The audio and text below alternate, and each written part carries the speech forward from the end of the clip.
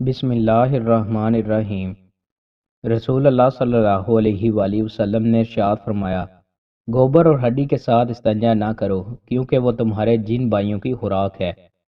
رسول اللہ صلی اللہ علیہ وآلہ وسلم نے ارشاد فرمایا، جس شخص نے اپنے مسلمان بھائی سے کہا کافر تو ان دونوں میں سے ایک ضرور ایمان سے کفر کی طرف لوٹا۔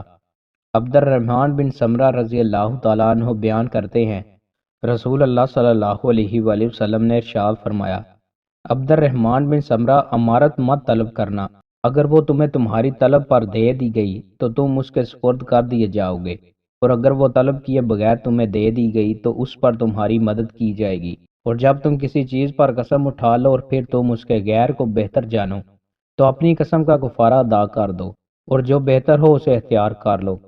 رسول اللہ صلی اللہ علیہ وآلہ وسلم نے ارشاد فرمایا، لوگ دجال سے بھاگ کر پہاڑوں پر جا پہنچیں گے۔ ام شریک رضی اللہ تعالیٰ عنہ نے عرض کیا، اللہ کے رسول، اس وقت عرب کہاں ہوں گے؟ آپ صلی اللہ علیہ وآلہ وسلم نے فرمایا، وہ اس وقت قلیل ہوں گے۔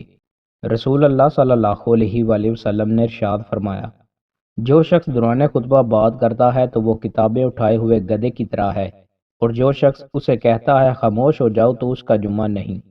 رسول اللہ صلی اللہ علیہ وآلہ وسلم نے ارشاد فرمایا، جب تک لوگ افطار کرنے میں جلدی کرتے رہیں گے دین غالب رہے گا، کیونکہ یہود و نصارہ افطار کرنے میں تاخیر کرتے ہیں۔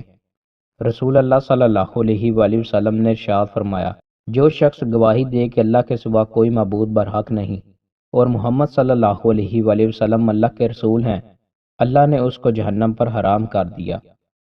دوستوں، مزید اچھی ویڈیوز کے لیے ہمارے چینل کو سبسکرائب لازمی کریں۔ بہت شکریہ۔